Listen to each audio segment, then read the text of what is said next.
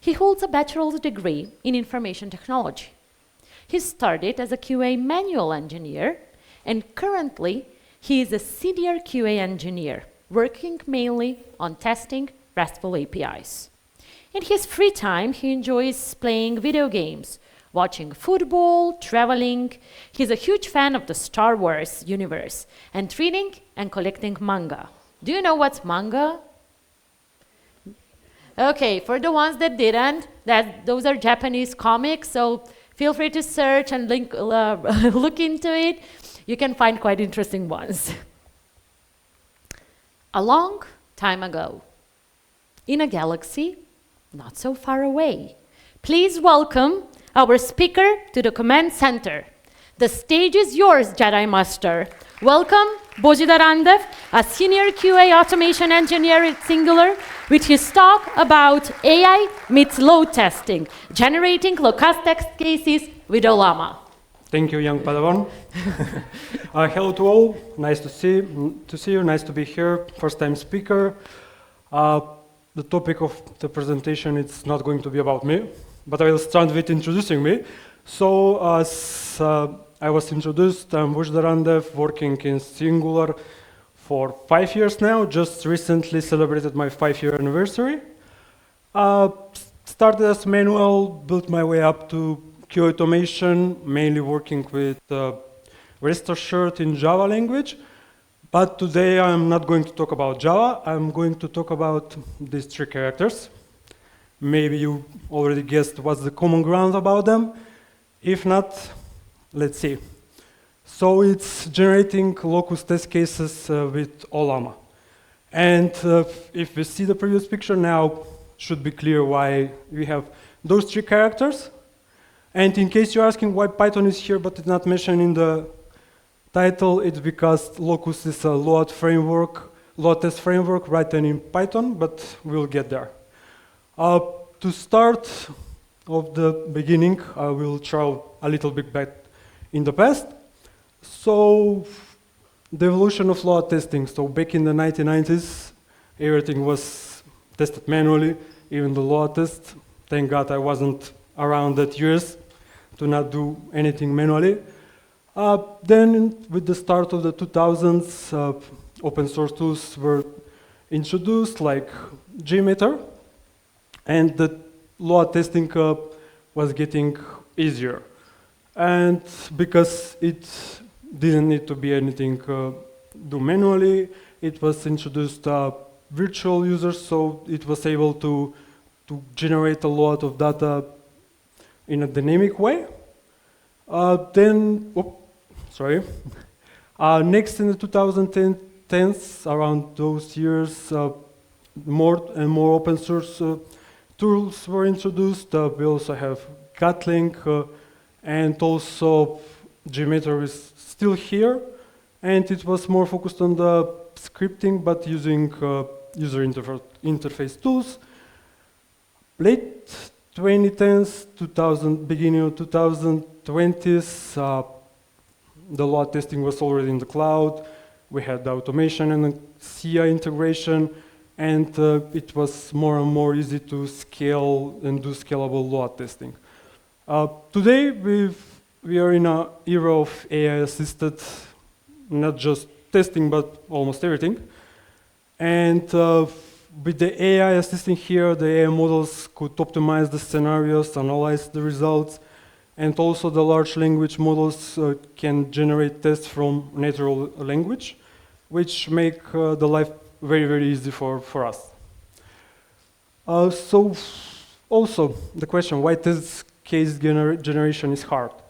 Well, it requires very deep knowledge of the domain. So to have better result, we have to be excellent about the domain we are working in. And let's face it, because in the real world, not everything is scripted, so we cannot just put an application out there and tell the user you need to use it like this, steps from 1 to 10. And because of that, we face issue with generation of test cases, because we need at the end to put ourselves in the user shoes and make a way to test our application, that the end user will think of it away. And because of that, also it's hard to scale the multiple scenarios, and it is very time consuming, as you're aware. So here we are going to do a quick intro of the Locust. I'm not sure if there is any familiar in the audience with the Locust. It's basically open source Python-based load testing tool, and it is very developer friendly because it lets you to write your test as a code. So it's easier to do a script to Python, since it's a Python based. As we are all aware, Python have a very great community, so it's easy to find anything that you need online. It's very easy to distribute, and it is very scalable. It's because in a matter of minutes you can distribute your test between multiple machines. And also it has a real-time web user interface for monitoring your load testing, so you will be aware how your load testing is going at any time during the tests.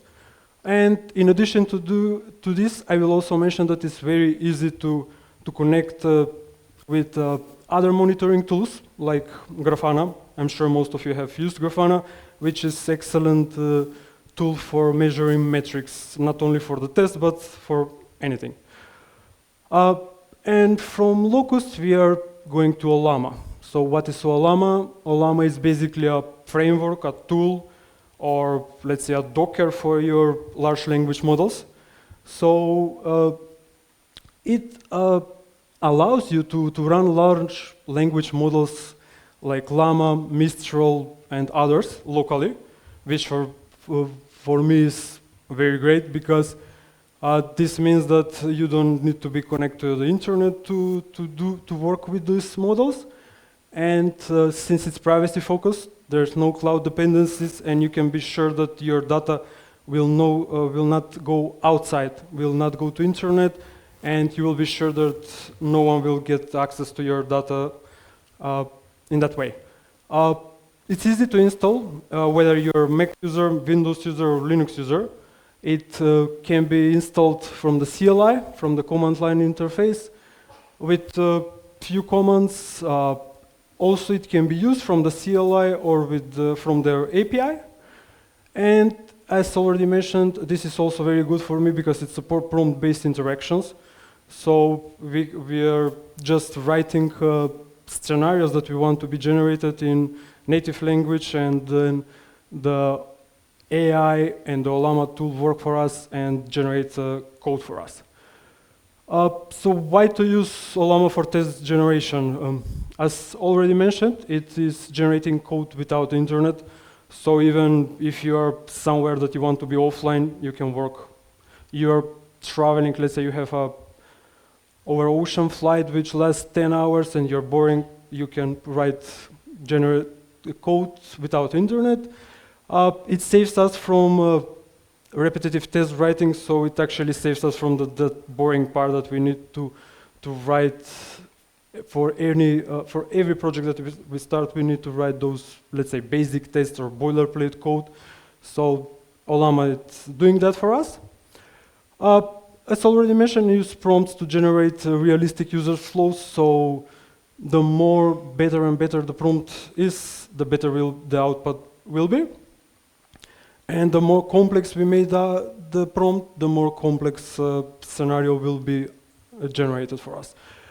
Since it uses prompts, it's very easy to customize and iterate quickly, because we can just use the previous prompt, expand it, change it, optimize it, and rerun, and in a matter of seconds we will get the new code. So here we have a basic prompt with a basic test. So the prompt is generate a Locust test where 10 users logs in.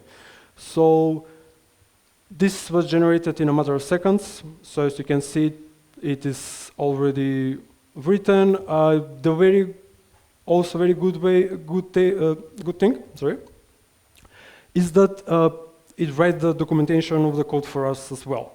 And for me, this is very good for learning, not just for me, for juniors, for everyone that is starting to learn something new. Since the code is documented, you're aware what the methods, the functions are doing. And from here, I just took the same prompt, I just expanded and added some more functionalities like browses products and adds one to the cart. Since this is a basic login and add a product to cart for an e-commerce site. So you can see the most of the code is similar to the previous ones, just the new functionalities are added. And also this was generated in a matter of seconds. So real world use cases for this framework and Locust. So as already mentioned in the example, e-commerce, but on not only e-commerce site, it can be applied for any sites. So let's say you want to test your site to do a spike testing where to see if your servers and your site will be able to hold up, let's say 10,000 users accessing the site at once or trying to log in. So the Ollama will do this for you in a matter of seconds. It will generate and you will be able to run it immediately. API rate limit validation. Locust is very good here because it's very scalable. It can distribute the workload over multiple machines. You can check whether your server will return the correct responses to see if you will get the right responses when you try to, let's say, send like 20, 30,000 requests.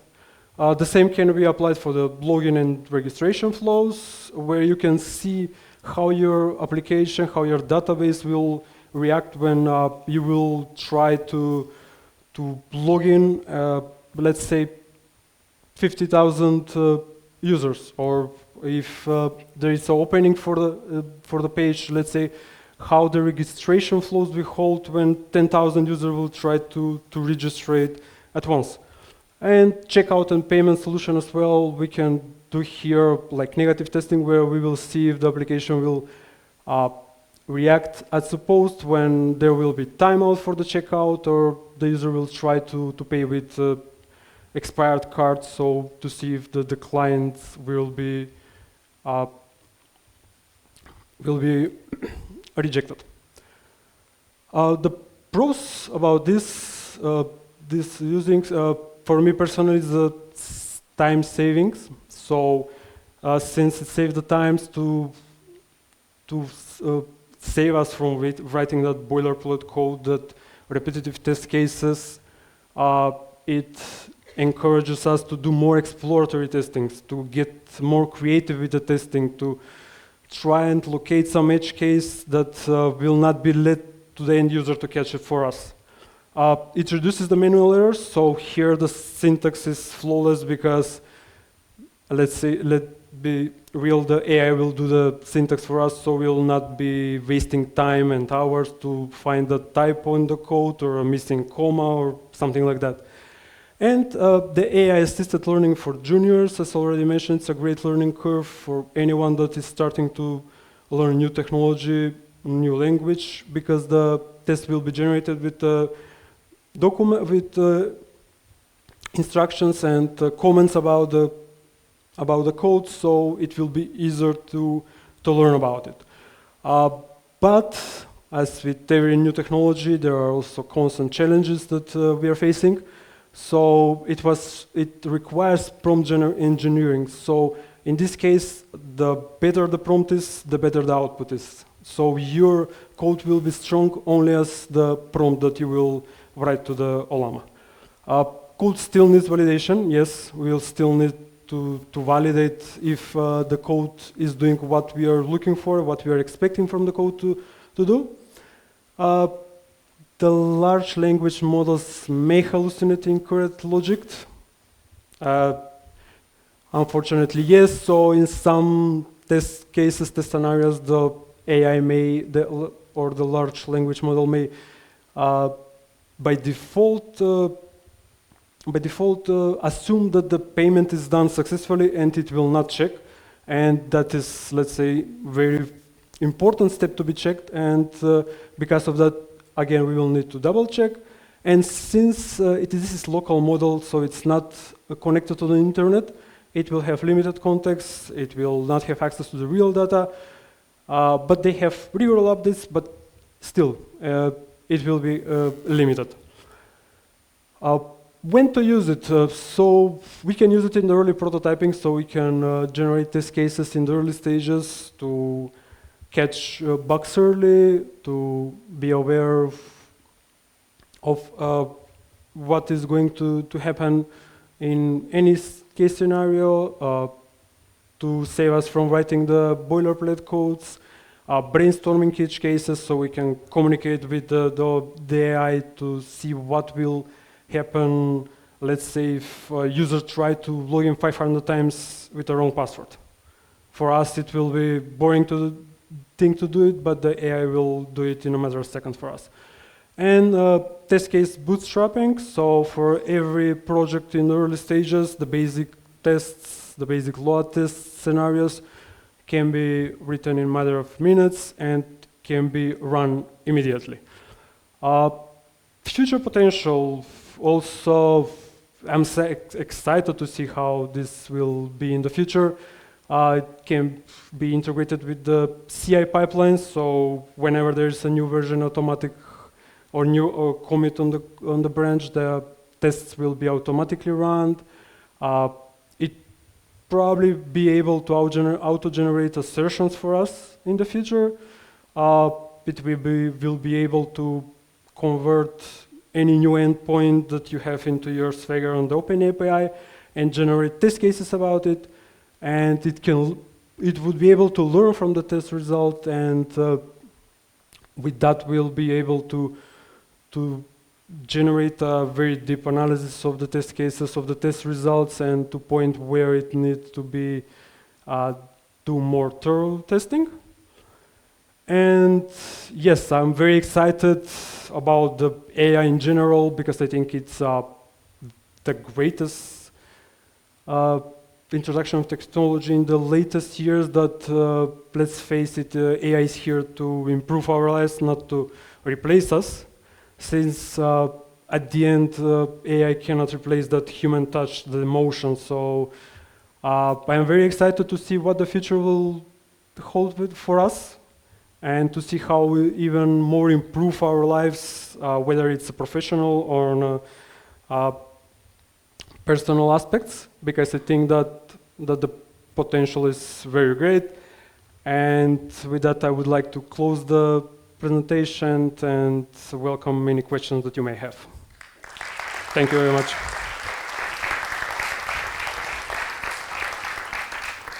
Thanks a lot. Quite an impressive presentation. Anyone has a question? Okay, we have one here, one over there. Do we have upstairs? We have one upstairs. Okay, we will start from the question upstairs, and then we'll go back downstairs. Thanks. Hello, great presentation. One quick question. If you have already existing code base with small test coverage, is it possible somehow to this tool to let's say do a better cost to understand the code base first and then do a better test code coverage and maybe write you some tests, but first it needs to understand and not to manually write all the prompts? Interesting, thank you for the question. In a matter of fact, yes, it can optimize and refactor existing code, existing test cases, so it can go through your code, learn it, and write better test cases for you. If that's what you're looking for. Thank you. Any other question? We have one over here, and then one over there downstairs. Thanks. Okay. Thank you for your presentation, Bozhidar. Have you tried, or do you think it's possible to connect this tooling with observability tools like Honeycomb perhaps or Datadog? And the goal is to, or at least feed the LLM context with the usage report so we can generate tests as close to real usage as possible, real world usage as possible. Interesting point. To be honest, we are not yet to that point, but I would, it's, let's say, on my bucket list to try it, because I think that it, in the long run, it can even generate more coverage, produce more better analysis for the end user point of view. So for us, would be able to even understand more how our users are going to or are using the application. So yes, I'm plan to do that, to introduce it. So if you want, we can stay in touch and I can tell you how that went. Cool. It would be a pleasure. Thanks. Thanks. And I think that, yeah, we had one more question Over here. over there, yeah, in the green row. Hello. So regarding running Ollama locally, I know that there is a limitation based on your machine and the parameters, the model that you use. So I'm wondering if you've tested with different sizes parameters and if the quality of the tests change. It's on my to-do list, so this is a short question. Yes, so in a matter of fact, I tested with, I think, 2 models I tested. So there is not maybe so much change in the code, but it tend to be a bit slower because you have the hardware limitation, and the bigger the model is, it will take more time to produce good output. But I'm still trying in the early phases, so the code that I was asked to produce, it's pretty, let's say, not basic, but the scenarios are not too much complex. Thank you. Thanks a lot. Any other questions or? Okay, we have one more question here, and I think that we can be done with the questions part. Cool. Yeah, I have a quick question. Do we get some generated report about the tests, like Dorina mentioned in her presentation? Sorry, I didn't quite catch the last part. I think that this is the so. I mentioned the other presenter. The question is, do we get some generated report about the test? Well, the Locust have embedded monitoring, so at the end you can export it from its web user interface in real time. And we also have connected to Grafana, so we are getting from over there. But also, if you embed it in the Jenkins, you will get reports over there as well. Thank you. Thanks a lot. Thank you very much.